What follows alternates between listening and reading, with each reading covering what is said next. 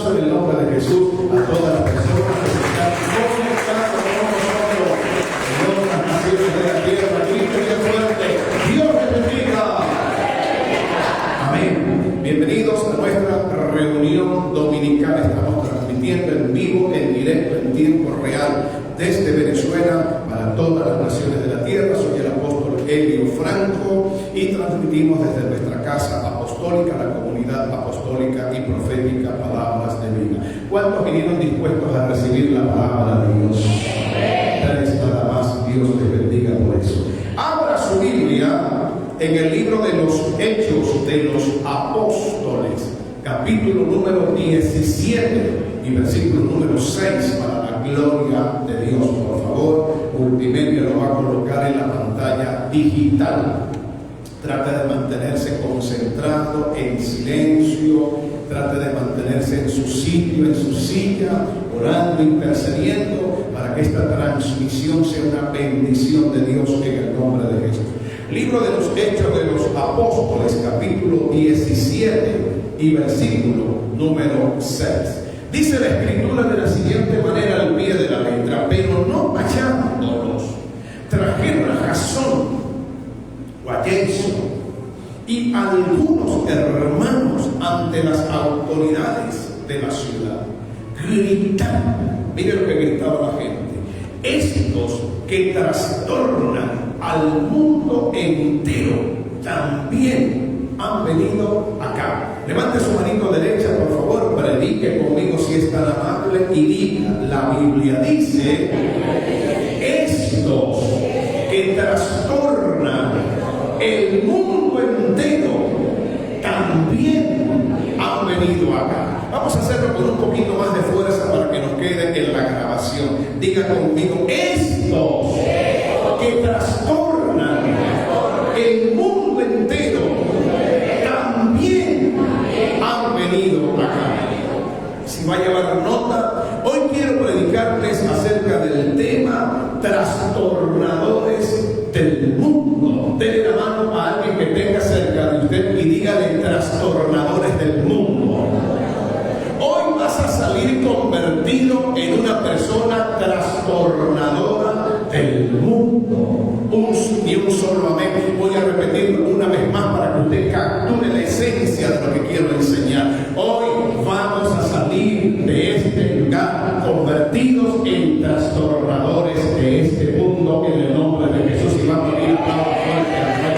Usted que me está mirando por televisión, usted que me está mirando por YouTube, usted que me está mirando a través del Facebook Live, en vivo, usted va a salir transformado, convertido en un trastornador del mundo. Sígame con muchísima atención. Este mensaje lo preparé con toda la fuerza de mi alma. La Biblia de la palabra hispanoamericana dice en Hechos 17:6: como no los encontraron, llevaron a rastras a Jasón o a Jason y algunos otros hermanos ante los magistrados, diciendo a gritos: esos individuos que han revolucionado el mundo entero también se han presentado aquí. Note por favor que la expresión estos que trastornan el mundo entero, en la versión de la Biblia de la palabra hispanoamericana dice: esos individuos que han revolucionado el mundo entero. Dele la mano a la persona que tiene a su lado y dígale: Dios te llamó a ser un revolucionario en el mundo. Pastor, cuidado con esa palabra, que esa palabra tiene una connotación. Yo no estoy hablando de cualquier revolución, yo no estoy hablando de un movimiento político, yo estoy hablando de la revolución de Jesús, estoy hablando de la revolución del Evangelio, estoy hablando del poder que Dios tiene para cambiar vidas, cambiar familias, cambiar sociedades, cambiar ciudades, cambiar naciones y cambiar el mundo entero. Si alguien está aquí, vamos a hablar del Rey, vamos. Ahora bien, permítame por favor hacer algo de exégesis acerca del tema. ¿Qué significa exégesis? Permítame colocar una plataforma para mostrarle el trasfondo de lo que estaba sucediendo en el momento en que estas palabras se pronuncian. Estas palabras, estos que trastornan el mundo entero, también han venido acá. Esos individuos que han revolucionado el mundo entero también se han presentado aquí. Esto ocurrió en el ministerio del apóstol Pablo. Pablo, Silas, Lucas y un equipo de hombres, hermanos, salieron a predicar el evangelio. Era aproximadamente, para los amantes de la exégesis bíblica, como es mi caso como maestro, era aproximadamente el año 50, año 51 de la era cristiana. Lo que significa, para los que les gusta la historia cristiana, que para el momento en que esto ocurre, 50-51, ya habían transcurrido 17 o 18 años de la muerte y de la resurrección de Jesucristo. ¿Y de dónde saca esa cuenta tan desmesurada? Porque Jesús aproximadamente murió en el 33 después de Cristo. 18 años después, 50-51, Pablo se encuentra en el Asia Menor en su segundo viaje misionero. Le acompaña Silas, le acompaña Lucas, le acompañan otros hermanos en este viaje. Y dice la Biblia en el libro de los Hechos de los Apóstoles, en el capítulo 16, le pido que por favor mueva su Biblia, le pido que por favor sea parte del estudio. Dice la Escritura en el libro de los Hechos de los Apóstoles, en el capítulo número 16, en el versículo número 9, que Pablo tuvo una experiencia sobrenatural con el Espíritu Santo. 16:9 dice: y se le mostró a Pablo una visión de noche. Un varón macedonio estaba en pie rogándole y diciendo: pasa a Macedonia y ayúdanos. Ahora bien, ¿qué hace el apóstol Pablo? Pablo tiene una agenda, pero Dios le entrega otra agenda. Mira a la persona que tiene a su lado y dígale: ten mucho cuidado. No, quiero que participe. Y mira a alguien que le diga: ten mucho cuidado cuando tú quieres llevar a cabo tu propia agenda, pero esa no es la agenda de Dios. Prepárese y respire profundo para lo que le voy a soltar como código y como principio. ¿Por qué hay tanta gente cristiana fracasada en la vida? ¿Por qué hay tanta gente cristiana que quiere divorciarse? ¿Por qué hay tanta gente cristiana frustrada y amargada? ¿Por qué hay tanta gente cristiana que lamentablemente, hermano, no tienen resultados en lo que están haciendo? Oran, claman, ofrendan, diezman, van a la iglesia, sirven al Señor, pero sus vidas están ancladas, sus vidas están estancadas como el ancla de un barco con una gruesa cadena que les ata al pie. Y la explicación es muy sencilla. Pablo era un hombre de Dios, Pablo era un apóstol de Dios. Pablo logró escribir con su propia mano más del 50% de todo el Nuevo Testamento, lo que significa, por descarte, una simple regla de 3, significa que de los 27 libros que tiene el Nuevo Testamento, el apóstol Pablo, solo él escribió 14, más del 50% en comparación con el resto. Siendo un hombre de Dios, siendo un hombre del Espíritu, siendo un hombre con visión, siendo un hombre con un alto nivel de discernimiento, tenía una agenda, tenía una intención, tenía un deseo, quería hacer algo para Dios. Dios lo detuvo y le dijo: no es el tiempo de que tu agenda se lleve a cabo. Tengo una agenda diferente para ti. Enseñanza, cuando las cosas no se den, cuando las cosas no se faciliten, cuando haya demasiado tropiezo en el camino, cuando el carro no se puede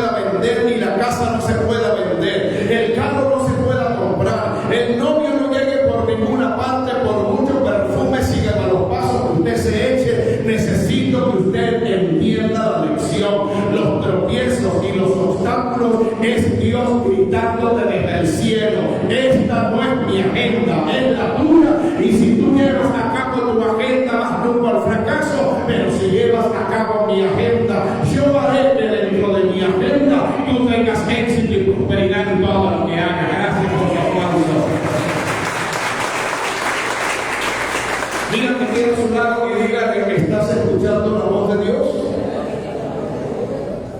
El fracaso de los cristianos es la terquedad, la rebeldía y la desobediencia a los designios de Dios. Pastores, que miren, yo soy como el chivo, yo soy como una cabra. ¿Y cómo son los chivos y cómo son las cabras? Pastor, que aunque no les quepa la cabeza por un hueco, por ahí se mete. Siga siendo chivo y siga siendo cabra. Va a terminar convertido en ganadera de chivo.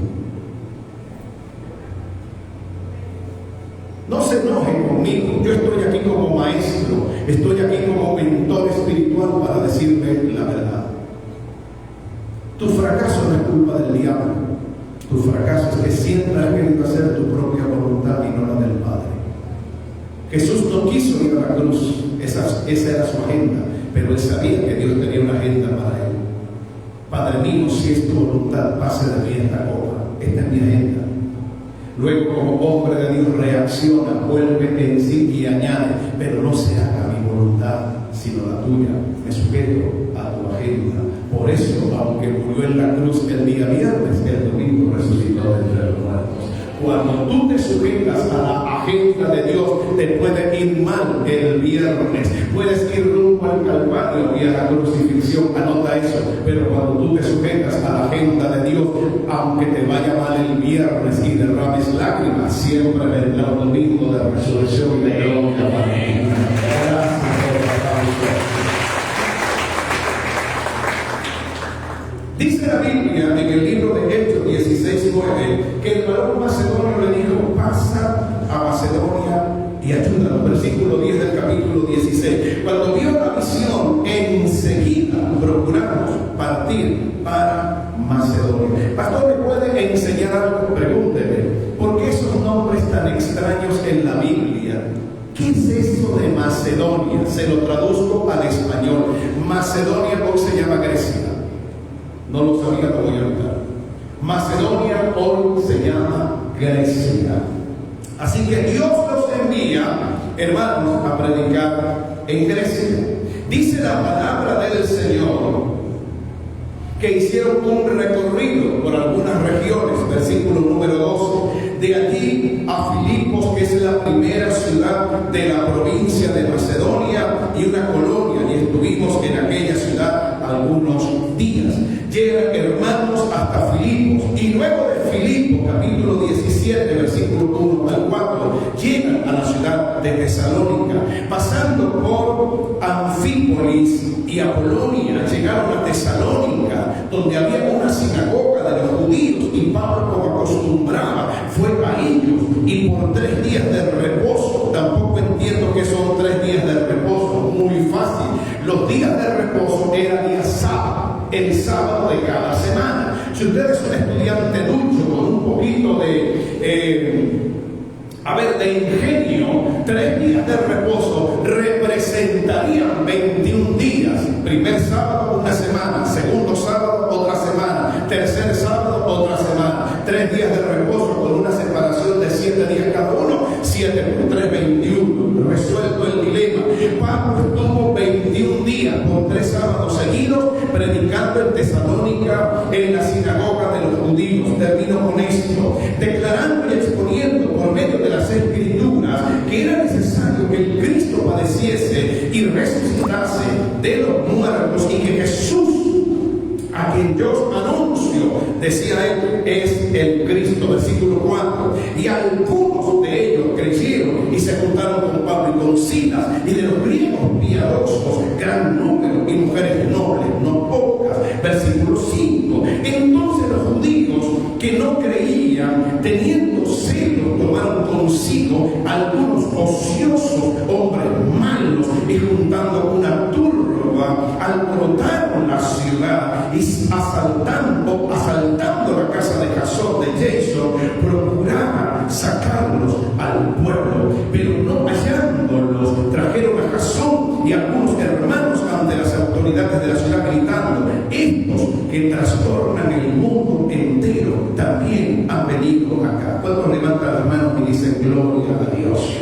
Le explico algo que necesito extraer, porque hay una verdad tremenda que a mí me bendice y lo va a bendecir a usted que Pablo va a la sinagoga de los judíos.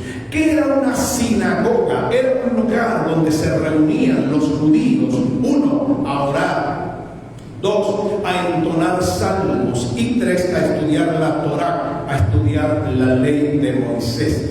Pablo llega a la sinagoga, y voy a decir esto con doble intencionalidad, y alguien tiene que recibirlo, o alguien que me está mirando por YouTube en otra parte del mundo lo tiene que recibir. Pablo no llegó a la sinagoga a hablar de la ley. Pablo no llegó a la sinagoga a hablar de la Torá. Pablo no llegó a la sinagoga a hablar del Antiguo Testamento. Pablo no llegó a la sinagoga a repetir el mensaje judaizante de los líderes de la sinagoga. Pablo llegó a la sinagoga hablando de Cristo. Pablo llegó a la sinagoga hablando de la gracia. Pablo llegó a la sinagoga hablando del poder de la resurrección. Pablo llegó a la sinagoga hablando y diciendo que solo Cristo salva, que solo la sangre de Cristo nos limpia de todo pecado, que solamente el Cristo resucitado es el Salvador por excelencia, es el camino, la verdad y la vida. Alguien debería estar levantando las manos,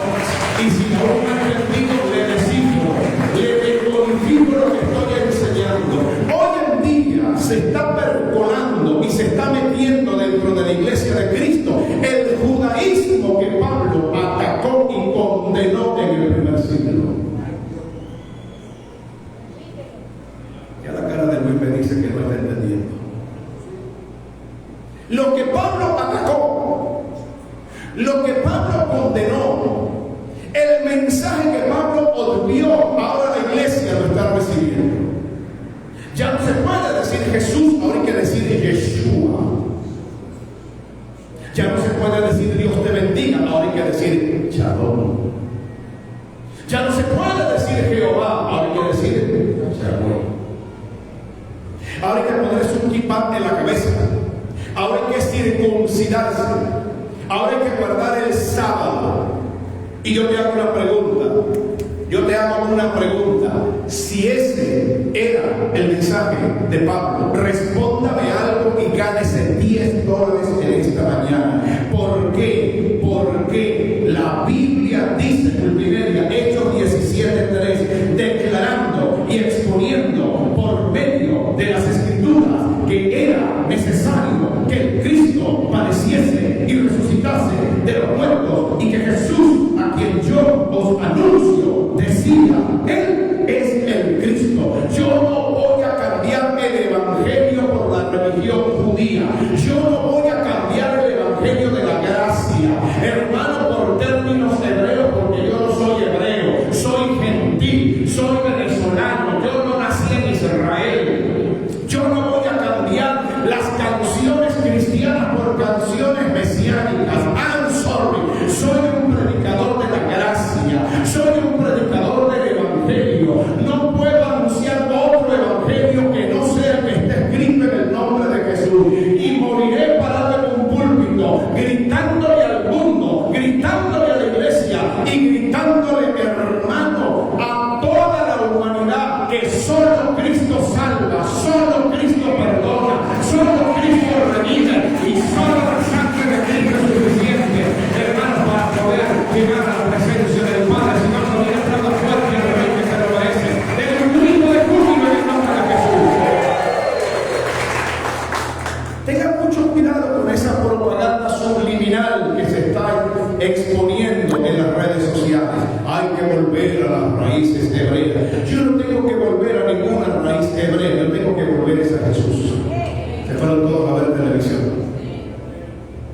Ok, ahora note por favor otro detalle que saltó a la vista cuando yo estudiaba esto y preparaba este sermón. Dice la Biblia, y algunos de ellos creyeron, verso 4, Multimedia, versículo 5, entonces los judíos que no creían, levante su mano derecha y diga conmigo, siempre habrá. No, grítelo fuerte que quede en la grabación. Diga, siempre habrá dos reacciones frente al mensaje del evangelio. No sé si tú lo ves, te lo voy a explicar. Verso 4, dice en el verso 4, primera reacción, y algunos de ellos creyeron. ¿Creyeron a qué? Las reglas de la homilética lo dicen. El versículo anterior es la explicación del 4. Eso se llama hermenéutica. Yo soy profesor de eso. Creyeron en el mensaje de Cristo que Pablo les estaba predicando. Sígueme con muchísima atención. Pero así como un grupo creyó en el mensaje, versículo 5, otros no creyeron.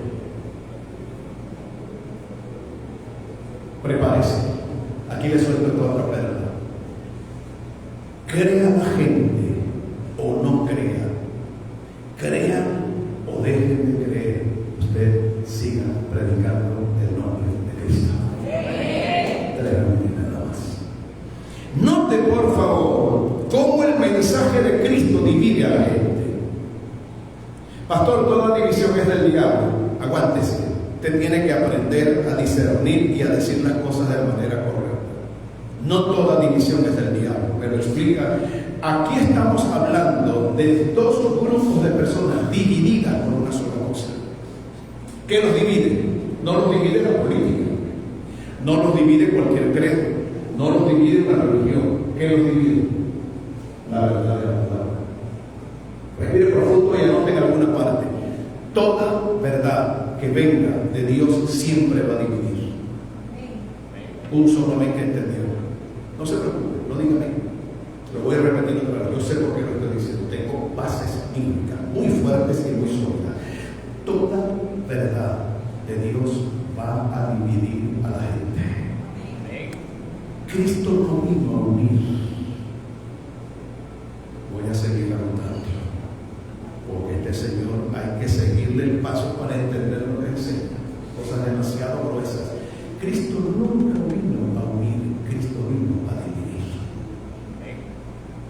Por eso Él dijo, y usted lo va a entender hoy, 30 años después, por eso Él dijo que una familia donde uno de los miembros de la familia recibe a Cristo como Señor y Salvador, se va a producir un cisma, se va a producir un rompimiento, se va a producir un desmembramiento de esa familia, no por causas internas, sino por causa de la verdad del Evangelio. ¿Por qué? Porque el miembro de la familia que recibe a Cristo como Señor y Salvador quiere vivir para Dios, quiere agradar a Dios, quiere servir a Dios, quiere vivir en santidad. Pero el otro cónyuge, el otro papá, la otra mamá, los otros hermanos y los hijos no quieren. Y entonces el creyente cae en un conflicto existencial. Señor, pero si yo te recibí, si yo te acepté, si yo te confesé como Señor y como Salvador, ¿cómo es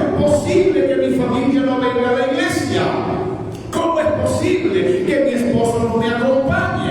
¿Cómo es posible que mis hijos no quieran venir a la congregación? ¿Es que acaso cometí un error? ¿Acaso me equivoqué? ¿Acaso, Señor, ser cristiano o cristiana fue la peor decisión que tomé en mi vida? Respira profundo y recibe esta palabra de parte del Señor. El que está en la verdad va a tener conflictos con el que está en la mentira. El que está en la luz va a tener conflictos con el que está en las tinieblas. El que está en la justicia va a tener conflictos con el que está en la injusticia. Eso es inevitable. Cristo no vino a unir, Cristo vino a dividir, y la verdad del Evangelio divide a la gente. Gracias a Dios.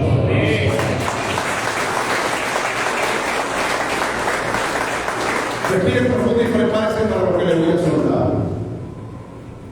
Si usted cree que por recibir a Cristo usted se va a convertir en alguien viral, va a tener miles de contactos y todo el mundo va a aplaudir lo que usted hace, se equivocó.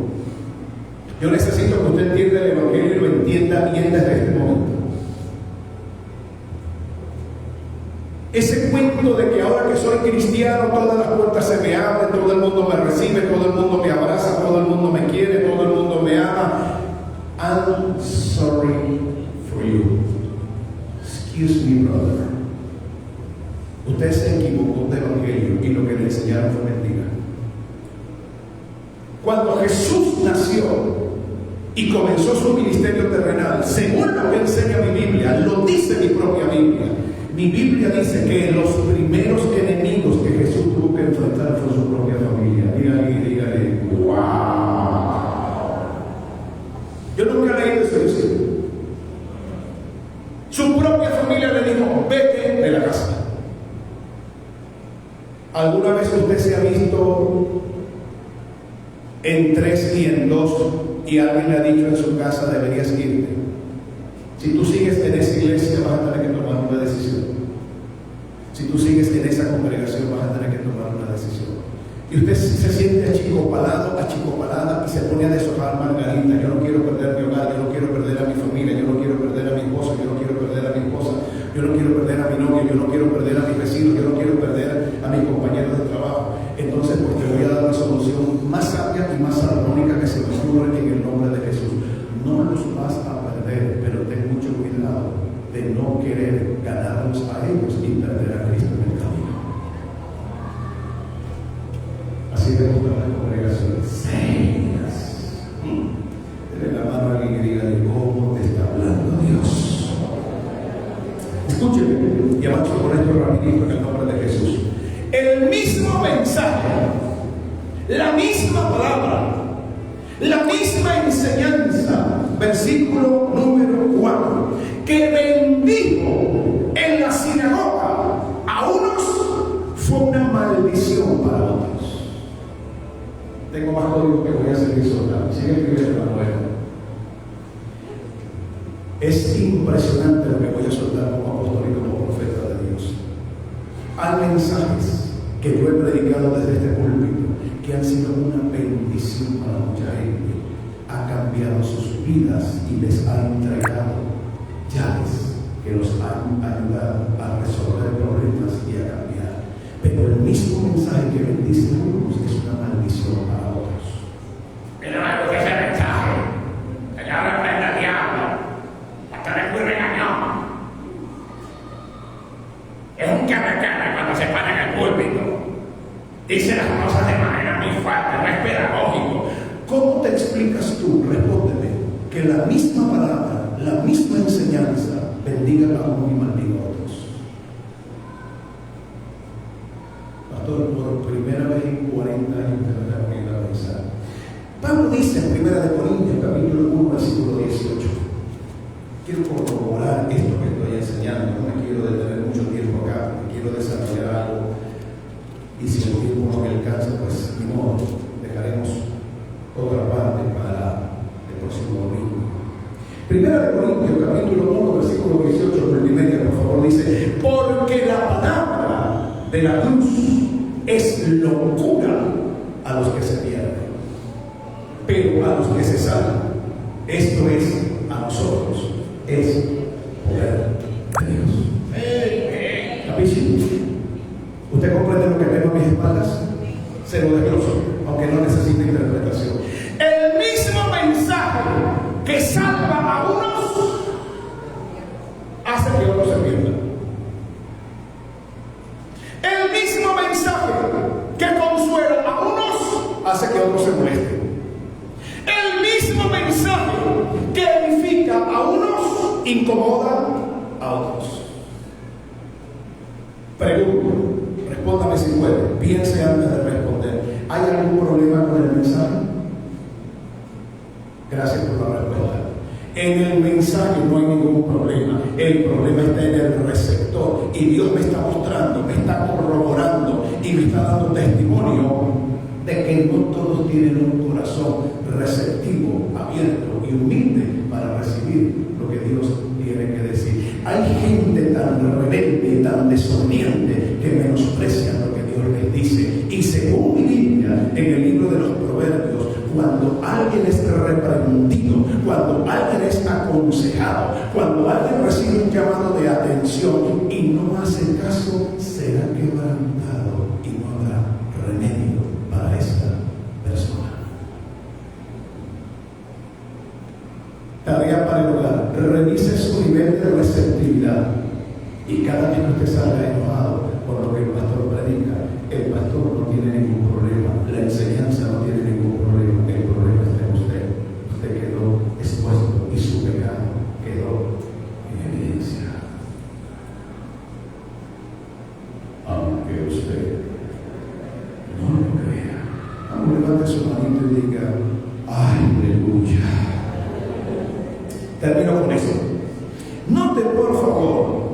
lo que sucede en el libro de los Hechos de los Apóstoles, en el capítulo número 17 y versículo número 6. Pero no hallando, los trajeron a Jasón y algunos hermanos ante las autoridades de la ciudad, gritando: estos que trastornan el mundo entero también han venido acá. Levante su mano y diga conmigo: los que trastornan. Grite lo que quede en la grabación, diga: los que trastornan. Dale la mano a alguien, mírelo a los ojos y dígale 3 veces: los que trastornan. Más fuerte, más fuerte. Levante su mano y grite conmigo: los que trastornan. ¿Quiénes? No me oigo. ¿Quiénes? Estos que trastornan. Ahora sí voy a comenzar a predicar. ¿Y qué estaba haciendo? Calentando los motores. En homilética se conoce con el nombre de introducción al tema. La segunda parte se llama desarrollo del tema. Yo soy profesor de homilética también. Note por favor el verbo trastornar. Concentré mi atención en este verbo y comencé a hacer un estudio semántico de la palabra. Los que trastornan. Y me hice varias preguntas. Primera pregunta: ¿por qué Pablo y los discípulos fueron llamados trastornadores del mundo? Para su información, si le interesan los pequeños detalles de la Biblia, es la única vez que esta palabra aparece en el Nuevo Testamento. No se vuelve a repetir más. Gracias por escribir ese detalle. Número 2, me hice una pregunta a mí mismo. ¿Qué vio la gente incrédula? ¿Qué vio la gente no cristiana en Pablo, en Silas, en Lucas, en el equipo que acompañaba al apóstol para colocarles la etiqueta de trastornadores? Me hice una tercera pregunta. ¿Qué estaban haciendo Pablo y los discípulos que le acompañaban para que la gente los llamara trastornadores? Note por favor otro detalle que me llamó la atención. No es la iglesia quienes están llamando a Pablo trastornador. ¿O sí? Si usted dice que la iglesia lo llamaba trastornadores, no ha entendido el mensaje, no ha entendido las reglas de la homilética y no se ha dado cuenta que quienes llaman a Pablo trastornador del mundo entero en el versículo número 5 son los incrédulos. Me gusta como usted enseña. Me abre un panorama como si fuera una serie de Netflix. Entiendo la Biblia de una manera diferente. Son los incrédulos, es la gente del mundo, los no creyentes, quienes llaman a Pablo y a su equipo los llaman trastornadores. ¿Cuál era la señal? ¿Cuál era la visibilidad? ¿Qué cosa sobresalía? ¿Cuál era la marca en la vida del apóstol Pablo y de sus seguidores? Que la gente les colocó el remoquete, el apodo o el sobrenombre de trastornadores. Mira que tiene a su lado y dígale: qué interesante. Termino con esto. El verbo trastornar en el idioma griego, aquí viene la semántica, que es la ciencia que estudia el significado y el origen de una palabra. El verbo trastornar en griego en el Nuevo Testamento viene de la palabra anastato. Repítame otra vez: anastato con doble O. Tiene varios significados en español. Vea el video y lo escribe. 1. Agitar, trastornar, excitar, trastornar, perturbar, trastornar, levantar, trastornar, poner de pie. Trastornar implica levantar algo que está caído.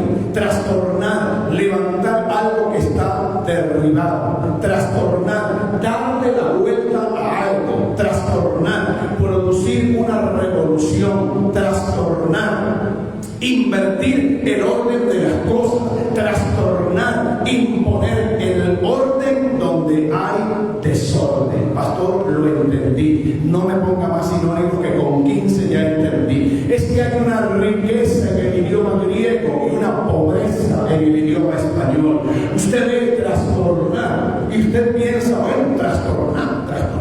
Pero cuando usted lo traduce del idioma original, hay 15 significados diferentes. Le voy a pedir que me preste atención en estos minutos que quedan en el nombre de Jesús.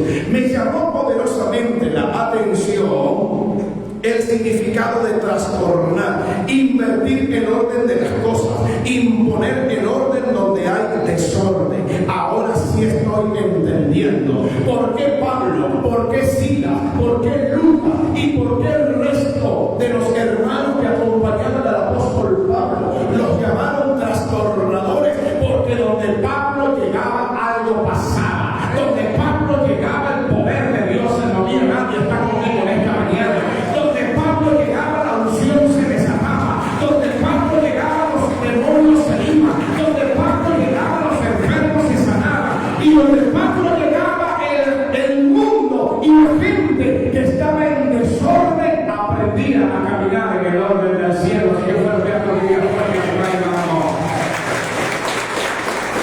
Mira el vecino que está suave y dígale, ahora sí estoy entendiendo.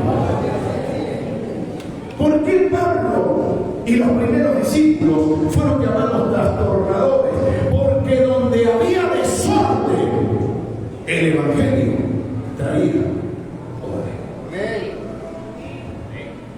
Lo único que trae orden a tu vida, a tu casa, a tu familia, a tu hogar, no es la disciplina humana, y te lo voy a probar. Lo único que trae orden a la vida de una persona es la palabra de Dios. Déjame nada más en lo que dice. ¿Me puede probar lo que está diciendo? Se lo voy a demostrar. En el libro del Génesis, en el capítulo número 1, en el versículo número 2, la escritura dice: y la tierra estaba desordenada y vacía. Levante su mano derecha y diga 3 veces en voz alta: la tierra estaba desordenada. Dígalo más fuerte. Dígalo más alto. Le pregunto, ¿cómo estaba la tierra? Y la tierra estaba desordenada y vacía, por Wikimedia, Génesis 1:2. Y las tinieblas estaban sobre la faz del abismo, y el Espíritu de Dios se movía sobre la faz de las aguas. Préstale mucha atención al versículo 3 ahora. Y dijo Dios. Le voy a hacer 3 preguntas a ver si me las responde teológicamente hablando. 1. ¿Por qué Dios no destruyó la tierra desordenada y vacía y creó una nueva? Para mentes inteligentes. Segunda pregunta. ¿Por qué Dios no le dijo al Espíritu Santo que trajera orden? Colóqueme el versículo 2. No dice, por favor, que agradezco. Estoy grabando. No dice, ¿acaso la Escritura, el Espíritu de Dios se movía?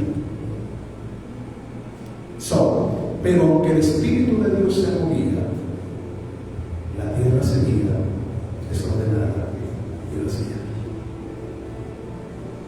Usted puede ser cristiano. El Espíritu de Dios se puede mover sobre usted. Usted puede venir a la iglesia. Usted puede escuchar al apóstol Elio Franco y seguir viviendo una vida desordenada. Porque lo que trae el orden a tu vida no es el Espíritu Santo.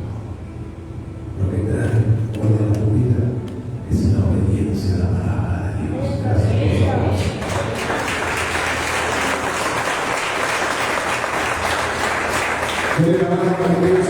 Y dígale trastornadores. Vamos, dígale más fuerte: trastornadores. Donde Pablo llegaba, el desorden se iba. Donde Pablo llegaba, la oscuridad se iba. Donde Pablo llegaba, los demonios se iban. Alguien me está diciendo amén. Donde el apóstol Pablo llegaba, la enfermedad se iba. Donde el apóstol Pablo llegaba, la muerte se iba. Donde el apóstol Pablo llegaba, la pobreza se iba. Donde el apóstol Pablo llegaba, la miseria se iba. Donde el apóstol Pablo llegaba, la frialdad se iba. Donde el apóstol Pablo llegaba, había una revolución de parte del Espíritu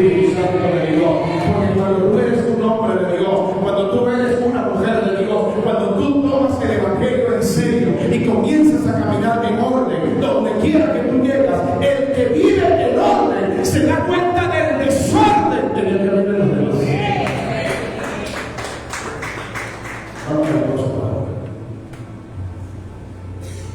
¿Por qué hay tantos cristianos viviendo en desorden? Sencillo, porque donde ellos llegan, el desorden se identifica con ellos. Y un cristiano desordenado al lado de otro cristiano desordenado viven felices.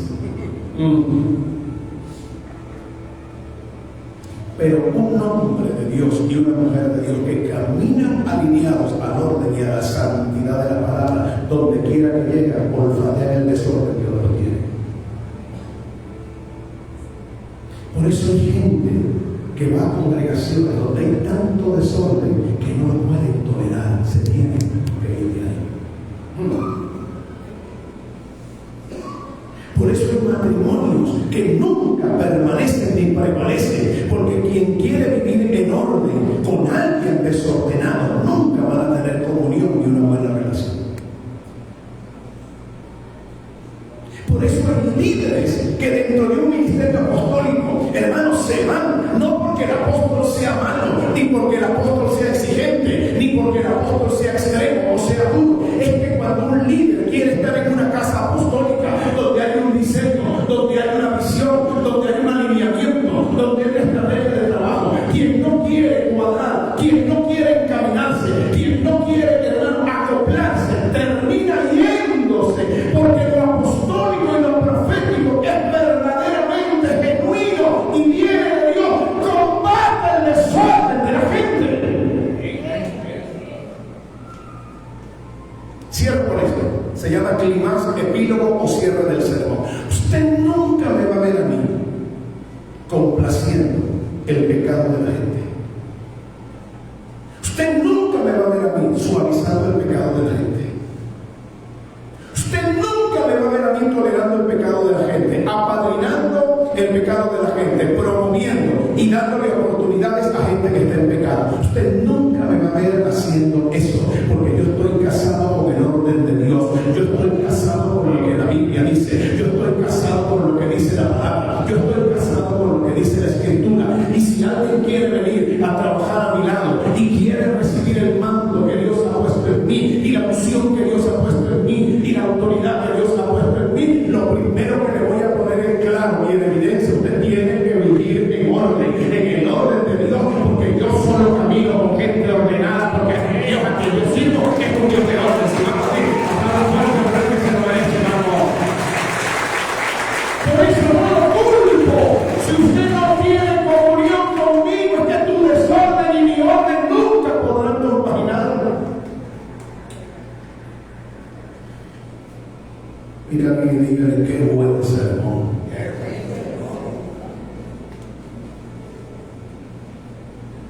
¿Por qué Judas Iscariote? Mírenme y escuchen. ¿Por qué Judas Iscariote, teniendo el mejor pastor del mundo, siendo un apóstol llamado por el cielo, terminó suicidándose? No me lo voy a pensar, piénsalo. ¿Tú te imaginas lo que significa ser un discípulo de Jesús? No me lo imagino. ¿Tú te imaginas lo que es caminar con Jesús? ¿Tú te imaginas lo que es ver a Jesús caminando sobre las aguas? ¿Tú te imaginas lo que es ver a Jesús multiplicando los panes y los peces? ¿Tú te imaginas estar delante de Jesús cuando resucitó a Lázaro? ¿Te imaginas a Jesús cuando convirtió el agua en vino? ¿Y cómo se explica que alguien me responde y le pago $10 al final del servicio? ¿Cómo tú me explicas que alguien está al lado del mejor pastor del mundo y termina suicidándose? Eso sí está grueso. Eso lo voy a digerir dentro de 40 días. ¿Cómo tú te explicas que alguien estando al lado del hombre más santo del mundo termina suicidándose? ¿Cómo tú te explicas que un hombre que está al lado del mejor apóstol del mundo termina suicidándose? Pastor, perdón. La Biblia no dice que Jesús era apóstol. No. Lea la Biblia como verdadero. En Hebreos, en el capítulo número 13, la Biblia dice que Jesús es el apóstol de mi fe. Mira que Jesús diga bien. Nunca lo había leído.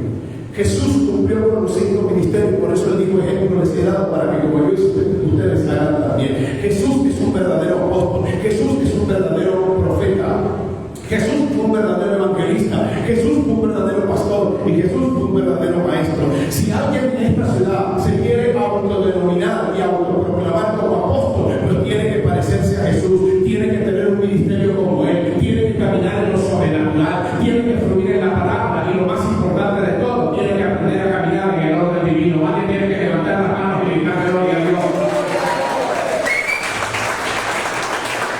¿Cuál es la enseñanza que me va a dejar de fondo para finalizar, para ir a casa a almorzar?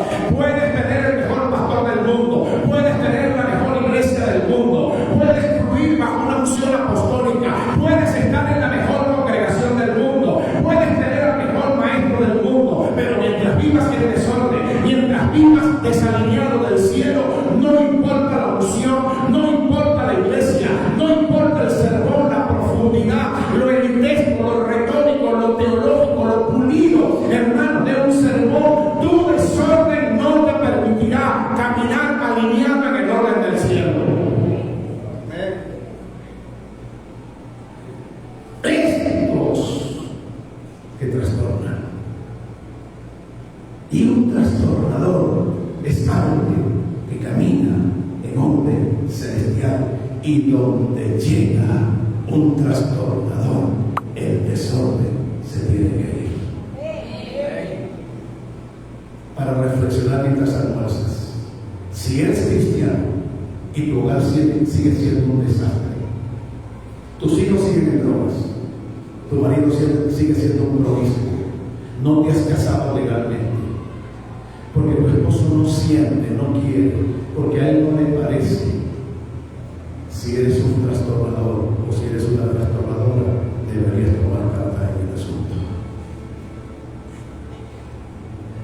¿Para qué dijo eso, pastor? Eso no me gusta.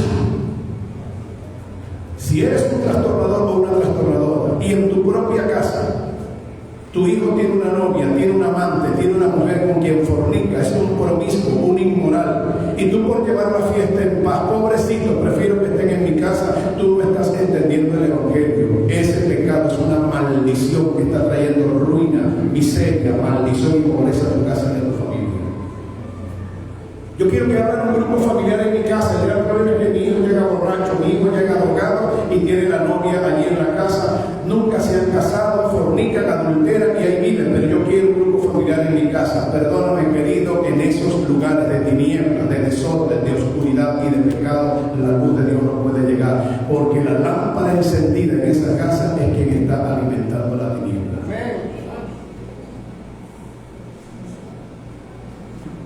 Nos equivocamos de oración.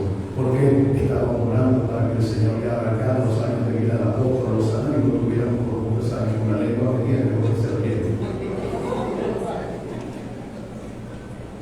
Mira y diga, qué buen mensaje. ¿Estás dispuesto a convertirte en un trastornador? No. Yo sabía la respuesta, yo sabía la reacción. Antes de predicar ya yo sabía psicológicamente cómo era lo que iba a pasar. Para que tú puedas gritar amén y que tu amén se oiga en los cielos, sabes perfectamente el precio que tienes que pagar es muy caro. Son muchas las cosas a las que vas a tener que renunciar. Tu estilo de vida vas a tener que cambiar. Tu manera de pensar vas a tener que cambiar. El gran problema de los trastornadores del siglo XXI dentro de la iglesia, que quieren estar bien con el diablo y con Dios y llevar la fiesta en paz, aplaudir lo que el mundo hace y tener un pie en el infierno y un pie en el cielo. Querido, perdóname. Quien está en la luz y se siente bien con las tinieblas nunca estuvo en la luz. Quien se siente bien con una cerveza en la mano nunca dejó el licor. Quien se siente bien en una fiesta mundana y lo único que grita es rompa todo el mundo, jamás fue cristiano. Toda mujer que es amante de un hombre casado o que vive con un hombre que no es su marido, jamás entendió la santidad del matrimonio. Tú no tienes autoridad para condenar y para señalar a nadie si estás haciendo lo mismo o algo peor. Para poder trastornar, el primero que tiene que ser trastornado por Dios, Señor, póngase de pie. Si usted desea conocer más acerca de nuestro ministerio, al final vamos a colocar un enlace para que usted se conecte con nuestro canal de YouTube y reciba predicaciones y palabras que lo inspiren y lo bendigan en el nombre de Jesús. Vamos a despedir la audiencia con un fuerte aplauso.